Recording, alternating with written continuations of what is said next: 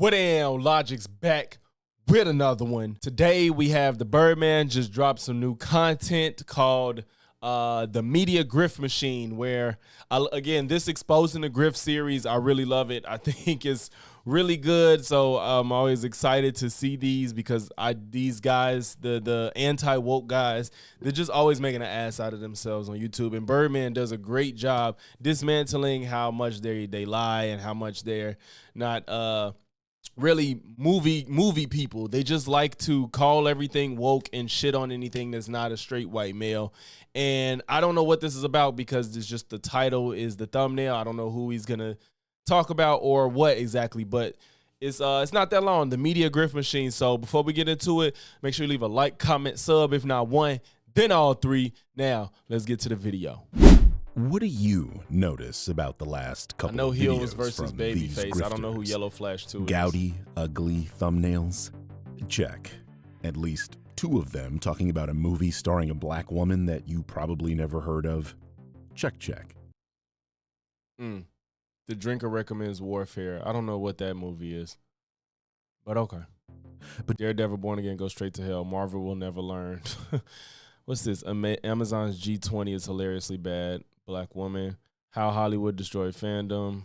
Snow White is a historic flop, and that's a good thing. Minecraft. Yeah. All the same shit. Damn, this Critical Drinker hits a meal easy. But do you notice something missing?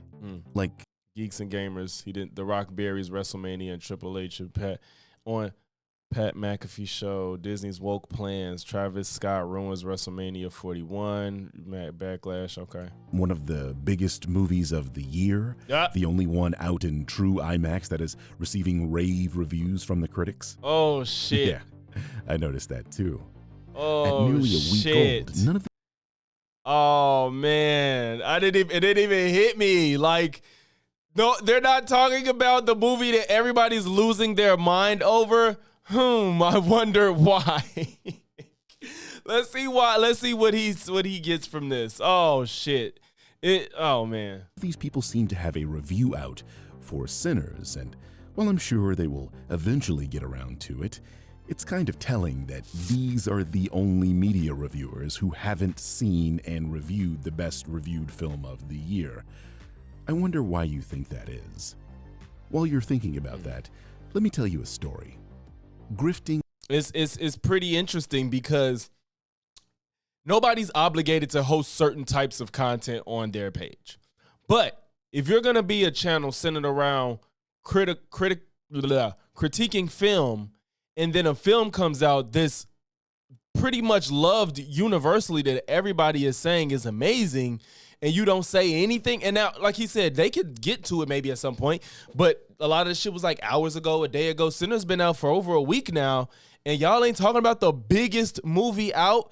And it's one or two reasons. Either A is because they love to rage bait, and that's the only way they could get people to watch their channel. Because even the Critical Drinkers video that he showed where he recommended a movie that was good, it was 5 minutes. But the ones where he's shitting on wokeness, they're like longer. And so you either A, you know it's good and you don't want to talk about it damn near because it's a black film. I really hope it's not that you're avoiding it because it's a black film. Or B, you just only care about making people upset because that's what they come to your channel for. That's pretty fucking weird to just be a film review channel and just ignore the biggest movie out. That's the weirdest shit ever. Is as old as storytelling. The classic grifter, the snake oil salesman, the fake medium, the fraudulent investor, thrived on proximity. They needed to be in the room to read the mark, to lie with charisma and just enough plausibility. Traditional grifting was intimate, it was risky, and it didn't scale. Today, the grift has gone digital. It streams in 4K, it sells merchandise, hosts live streams, and cultivates parasocial loyalty. It doesn't just trick individuals, it mobilizes audiences. What was once a solitary con is now a business model, and at the center of this evolution lies a new beast, the media grifter.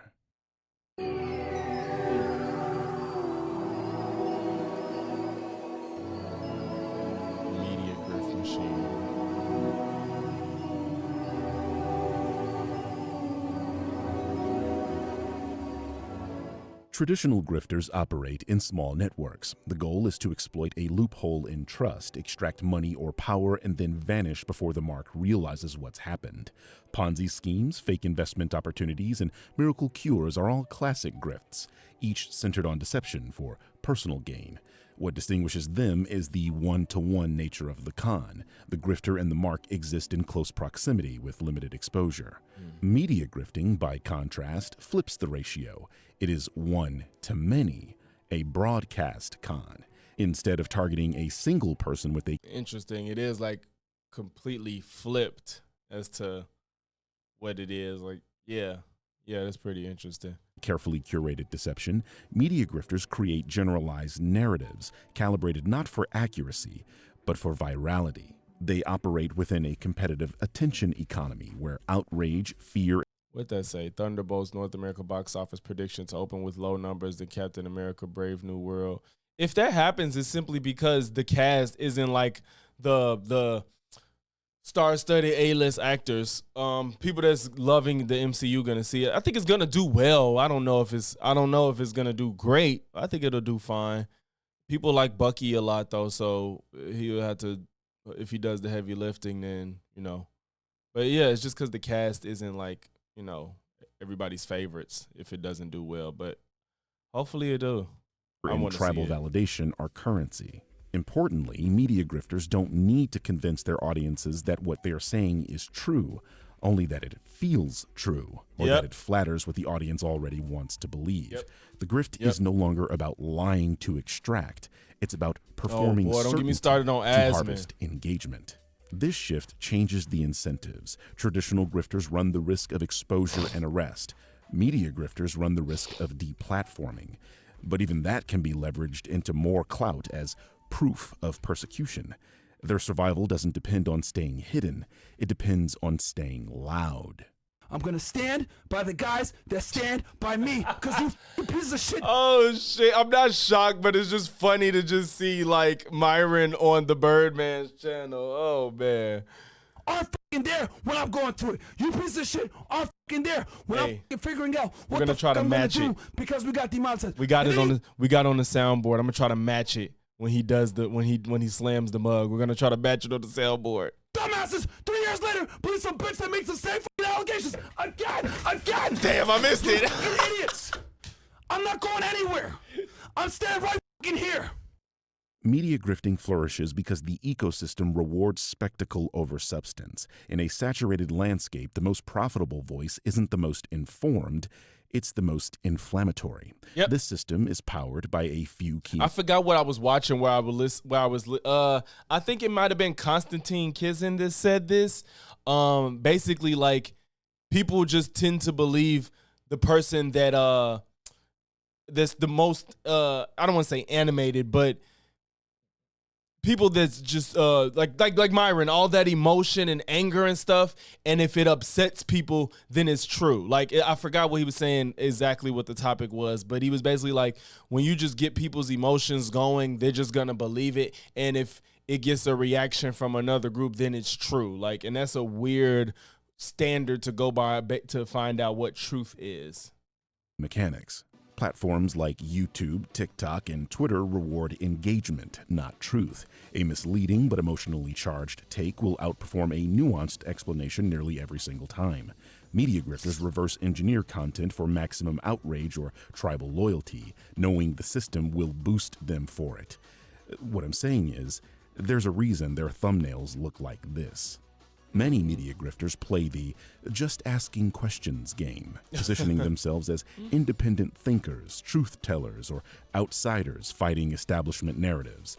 In reality, they're often crafting content specifically to flatter their base and funnel dissent into revenue streams. So with that in mind, we're launching a second Kickstarter campaign to fund not just one, but several short films. For fans of Rogue Elements, we already have a couple of scripts ready to go that'll expand on the characters from the Ryan Drake universe. So if you're tired of watching big studios with more money than sense squander billions of dollars on things that nobody wants to watch, this is your chance to start pushing back. Let's see if we can make something special happen together. Media grifters often rely on a rotating cast of scapegoats, whether it's wokeness, immigrants, the elites, or vague conspiracies about globalism. The target changes just enough to stay fresh. But the structure of the content remains constant. Them versus you. It's a perpetual engine of identity warfare. Yep. But a lot of the discussion around this is female Silver Surfer and how bad she looks. What Now, we the already knew fuck? How female bad? Silver Surfer- How does it look bad? It looks like that image is low quality, but I never felt like it looked bad. Come on, bro. Who was going to be in this movie? But wow, does she look terrible. Doctor Who is back I feel like they for a wouldn't say new that season. if it was a man. Yes, I didn't know either, actually, not until the day that it was airing, because I don't think many people care nowadays, and that's certainly going to be reflective, as you can see from the title of this video. Russell T. Davis's absolutely horrendous return to the franchise has tanked it beyond all compare. Well, when Trump took office, DEI became a big focus, not just in the federal government, but also in the private sector. Oh, man. These DEI programs that might truly be illegal, because guess what? You shouldn't really be allowed to not hire or hire someone based on the color of their skin. They just say things that's not fucking true. I'm not going to explain DEI for the 222nd time, but that's not what it is. Or who they want to fuck. Yet Disney admitted and bragged about doing just that over and over again. Unlike traditional grifters, media grifters don't need to vanish after a scam. Their income is diversified. Ad revenue, sponsorships, donations, exclusive memberships, merch. Hell, even lawsuits or bans can become monetizable martyrdoms. That's true. They just The stand grift there and just isn't keep a milking heist, all. They just it's a keep milking and recurring just keep subscription. milking, and y'all just keep. The I mean, they're critical not gems are handing them mas- money necessarily all the time, but they're giving them the views to get their emotions fed. masquerades as a film critic but filters every analysis through a lens of anti-woke culture war posturing. His critiques are often unburdened by factual accuracy, leaning instead on buzzwords and exaggerated outrage. His success isn't about cinematic insight, it's about telling a segment of the audience that their nostalgia is under attack and that he is defending it. That is, until we saw him do exactly everything he pretends to argue against in his own movie, like writing a girl boss character that is at least strong enough to prevent this giant man from stabbing her in the neck, something you and I both know he would criticize if this movie were made by Disney. That's interesting. You know, they. Ignoring the fact that this movie was made with your money that he sourced based on the apparent goodwill from his media critiques, he is... To be fair, they claim they always have their scapegoats where they talk about what's the name from Terminator 2. They always talk about her. They always talk about Ripley. You know, they be like, those are good female characters. But it is kind of weird that they pick and choose when it's okay for a female to be strong in a movie. Like the Birdman pointed out how in Terminator she was doing things that like flipping men and shit like that, stuff that just didn't make sense as far as physicality, and they say she's a good female character. But when it's a movie that they don't like, where I guess it's a black woman or something or a gay woman, it's like everything's unbelievable. is again asking for more of your money to make more slop. But this time will be different. Right, guys? Damn, out of 953 views. Damn. July, ostensibly. Hey, Brave New World wasn't that bad, bro. Damn, people was harsh out here. It wasn't that 5.8 out of 10. I guess technically that's slightly above average, but damn. A comic book entrepreneur, frames his media presence around combating the left and rejecting mainstream culture. Oh my His God, this man has a poster of Thomas Sowell in the back. You gotta be fucking kidding me, bro.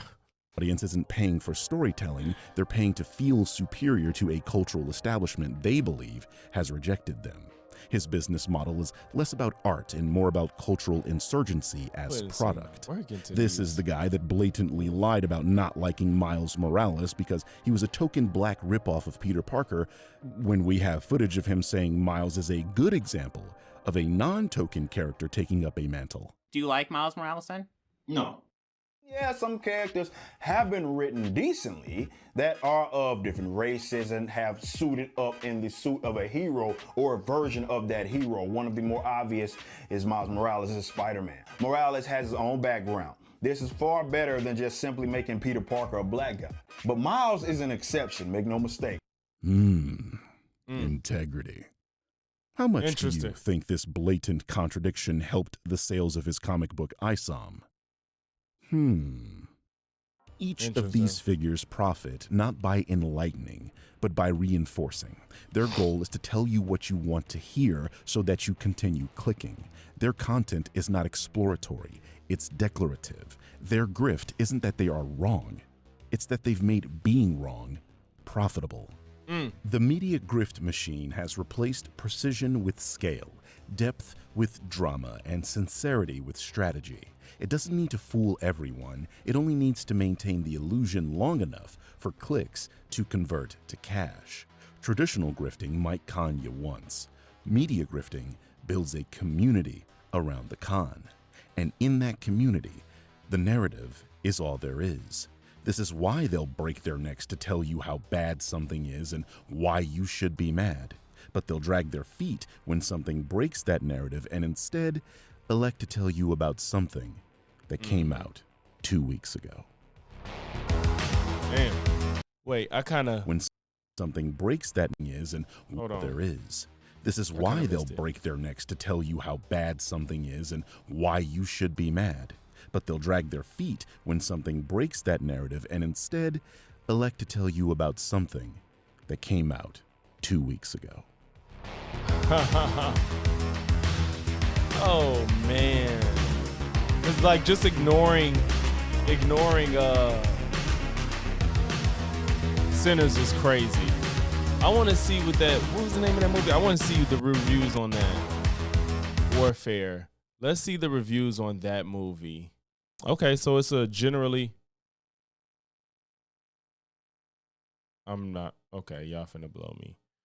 But yeah, it got a 90. I don't know if y'all saw that. It had like a 93 between critics and viewers. So I guess maybe it is a good movie. But that does make it all the more strange that they did not talk about Sinners, to be honest. That makes it that much crazier that you're talking about, like he said, a movie that came out, I guess this came out 2 weeks ago. And let's see.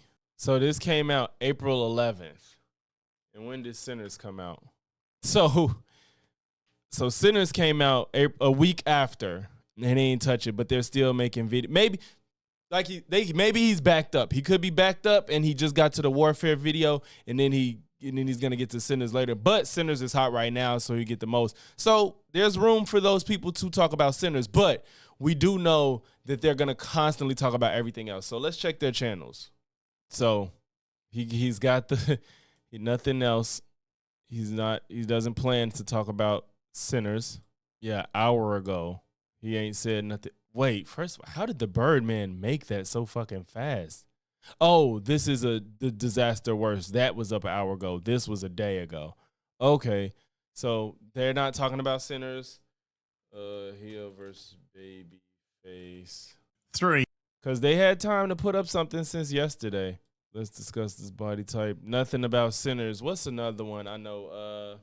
The fact that he thinks Dave Smith ruined Douglas Murray is crazy. Okay, he does talk about politics more, but he's all about the woke stuff. But who else we got? Nerdrotic. 4 days and nobody. He ain't saying nothing. Did they even say Sinners was gonna be bad? They're just not. So they're just completely avoiding talking about a potentially good movie that's black. So if it's a black movie that looks like it's going to be good, we're not even going to talk about that. Do they talk about anything they like? Top 5 woke Hollywood disasters of 2024. Like Captain America 4 is a disaster. Like, oh God, I don't, like I always tell y'all, man, I don't be quick to try to call people racist. This isn't enough to call them racist, but it's just like, why the fuck are y'all avoiding talking about a movie that's apparently really good, that has a black cast and is a black movie for the most part? Like, it just says a lot about them and what their goal is. And hey, they have a fan base that eats it up. So it would be tough for them. But at the same time, it can't open their fans up to seeing more things if y'all care about film and this movie is supposed to be so good and so great. Is it that you feel like because it's black, when you cover it, you're going to be racist and you can't control and hold it back to where you're going to insult people, insult them because they're black? Or maybe you're going to watch it and see that it's a good movie and you just take it for what it is and you can tell your fan base that this is a good film to see. Or y'all don't want them to go support a black film. I don't know. It's just pretty fucking weird that a movie apparently is, in most people's opinion, a contender for film of the year and is getting nothing but great reviews, that you just don't have it anywhere on your channel, whether it was before it came out or after the fact. That's pretty fucking weird to be film critical channels. So, hey, take from that what y'all will, man. But if you made it to this point in the video, make sure you leave a like, comment, sub. If not one, then all three. And I'm going to catch y'all in the next one. Peace.